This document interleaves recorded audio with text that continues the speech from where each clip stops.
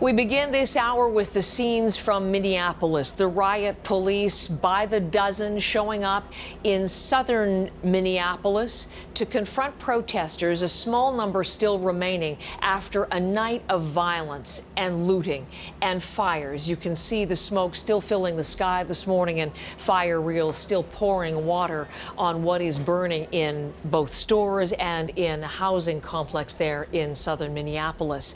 This is all in response to the growing anger over the death of a black man in police custody earlier this week. And there he is. Let's begin with our senior Washington editor, Lindsay Duncombe, who is in Washington. Certainly, we've seen some response to this from people in Washington as well. And they are concerned, Lindsay. We had seen 2 nights of protest, and it began peacefully, but things certainly intensified last night.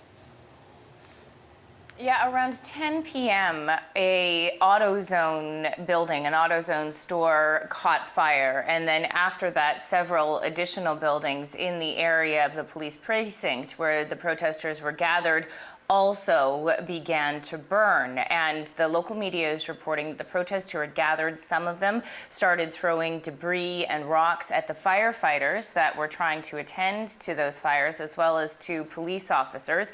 The police responded with waves of tear gas, as well as with rubber bullets. There was a fatal shooting in the area of these protests. Here's how the police spokesperson in Minneapolis described what happened last night.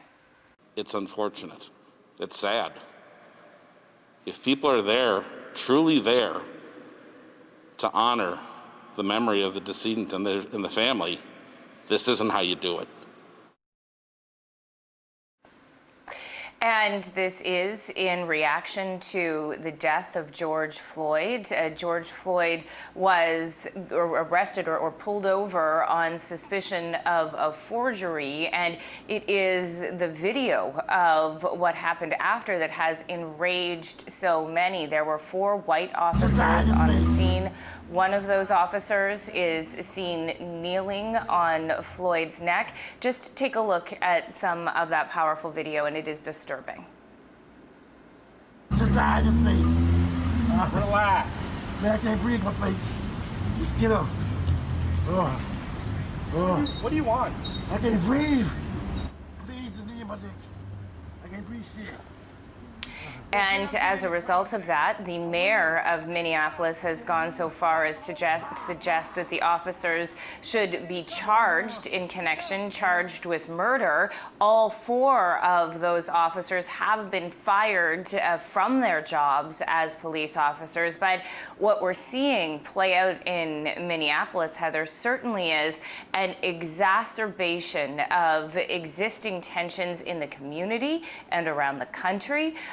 When it comes to relations between the police and the African-American community, you know, that phrase, "I can't breathe," was also uttered by a victim in a different circumstance in New York. And it's one of the things that the protesters keep chanting over and over again in Minneapolis. So the calls for justice grow louder and more insistent, Lindsay. And what about the investigation itself? Where does that stand as we speak this morning? There are actually 2 investigations going on right now, Heather. One is from the local state authorities, and then the FBI have also been brought in to conduct their own investigation.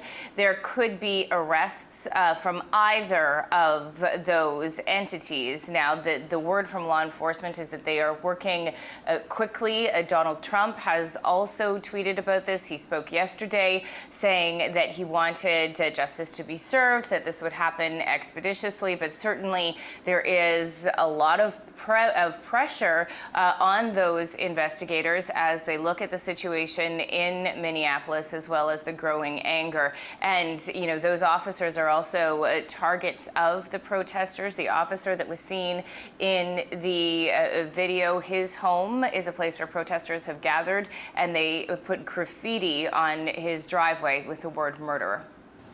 Lindsay, thank you very much. Watching that there from Washington is our senior Washington editor, Lindsay Duncombe.